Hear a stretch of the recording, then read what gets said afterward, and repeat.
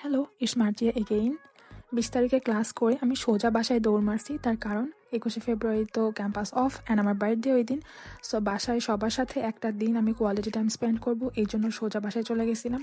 And গিয়ে I got the best surprise in my life. And পরের দিন আব্বু যেহেতু ব্যস্ত ছিল, সো আমি আমার ছোটো বোনকে নিয়ে বের হয়ে যাচ্ছি ঘুরতে। বেসিক্যালি আমার বার্থডে সারপ্রাইজটা আমার ছোটো বোন করছিল, এ তার পকেট মানি খরচ করে সব কিছু করছে, এই জন্য ওকে নিয়ে আজকে বের হয়েছি।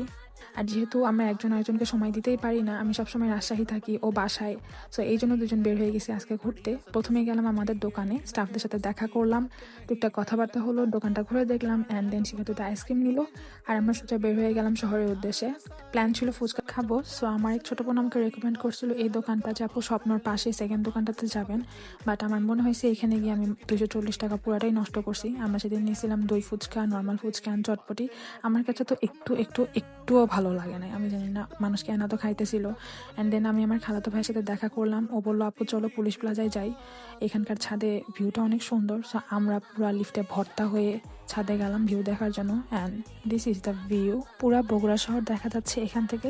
এরপরে ওদের থেকে আমি আলাদা হয়ে গেলাম, এরপরে চলে আসলাম শিফাকে নিয়ে আকবরিয়াতে। আকবরিয়ার খাবারের অবস্থা এত কেন জঘন্য হয়েছে আমি জানি না। বাসায় এসে তাড়াতাড়ি 2টা ডিম সিদ্ধ দিয়ে চিকেনটাকে ডিফ্রস্ট করে নিলাম, অ্যান্ড এটাকে এখন ধুয়ে নেব। এটা অলরেডি প্রসেসড চিকেন, সো খুব একটা প্যারা নাই। As you guys know already that cooking is my love language. So আমি আমার ছোটো বোনের জন্য ওর আজকে একটা পছন্দের ডিশ রান্না করব। আমরা বাইরে সাধারণত রেস্টুরেন্টে খুব কম খাই, তার কারণ এই খাবারগুলো আমি বাসাতেই বানাই। চিকেনগুলোকে লং স্ট্রিপস করে কেটে নিয়ে তারপরে এটাকে আমি আদা রসুন বাটা, সামান্য ধনে জিরা গুঁড়া, সয়া সস দিয়ে সুন্দর করে লবণ দিয়ে মাখায় রাখলাম কিছুক্ষণের জন্য। আমি এখানে সসেসটা বের করে কেটে নিচ্ছি, কারণ সসেসগুলো আমি ফ্রাই করব একটু পরে। আজকে বাইরে জঘন্য খাবারগুলো খাওয়ার পর এখন ইয়ামি কিছু খাওয়া জরুরি হয়ে গেছে। এরপরে সামান্য কাঁচামরিচ কেটে নিয়ে আমি চুলায় প্যান বসায় দিচ্ছি, বেশি করে সয়াবিন তেল দিয়ে নিচ্ছি, এবং এখানে আমি 1 কেজির একটা ফ্রেঞ্চ ফ্রাইয়ের প্যাকেট কেটে নিচ্ছি।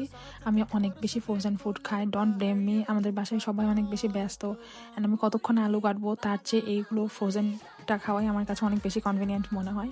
যাই হোক, ফ্রেঞ্চ ফ্রাই এবং সসেসগুলো ভেজে নেওয়ার পরে শিফাইতে ডিম ছিলে দিল, আর আমি ময়দার মধ্যে সামান্য লবণ আর মিক্সড হার্ব দিয়ে এটাকে মাখিয়ে নিচ্ছি। আর এই যে চিকেনগুলো ম্যারিনেট করে রাখছিলাম, এগুলো খুব ভালো করে এখন আমি ময়দা দিয়ে কোট করে নিব। ময়দা দিয়ে আমি 1 লেয়ারে কোটিং করেছি, ডাবল কোটিং করি নাই। তারপরে এগুলোকে আমি তেলের মধ্যে ডিপ ফ্রাই করে নিব। এখন ঝটপট করে বানিয়ে নিব হচ্ছে সিদ্ধ ডিমের মেয়োনিজ। এর মধ্যে গুঁড়া দুধ, সয়াবিন তেল, ভিনেগার, সয়া সস, চিনি, রসুন এবং সামান্য পানি দিয়ে আমি ব্লেন্ড করে নিছি। এই তো আমার চিকেন ফ্রাইগুলো হয়ে গেছে, এগুলো তুলে নিলাম। ফ্রোজেন মোমোটা আমি কেটে নিয়ে সরাসরি প্যানে এটাকে স্টিম করে নিব। এভাবে আমার ঝামেলা কম লাগে, সামান্য পানি আর তেল দিয়ে এটাকে ঢেকে দিব। বলে রাখি, সেদ্ধ ডিমের মেয়োনিজ থেকে কিন্তু কাঁচা ডিমের মেয়োনিজ অনেক বেশি টেস্টি। এখন শিফার পছন্দের মিট বক্স বানাবো, যেটা আমরা রেস্টুরেন্টে খাই, বাট বাসায় যেহেতু আমি বোলে বানাচ্ছি, so I would say it is meat bowl. আমি সব ফ্রাইড আইটেমগুলো 1 বাই 1 লেয়ারে দিয়ে নিব, এবং টমেটো কেচাপ সাথে এই বানানো মেয়োনিজটা সব দিয়ে এগুলোকে লেয়ার বাই লেয়ার সাজায় নিব। অ্যান্ড তারপরে তো হয়ে গেল, উপরে একটুখানি কাঁচামরিচ দিয়ে দিলাম। এই তো আমাদের মোমো এবং মিট বল রেডি। সো আজকের জন্য টাটা।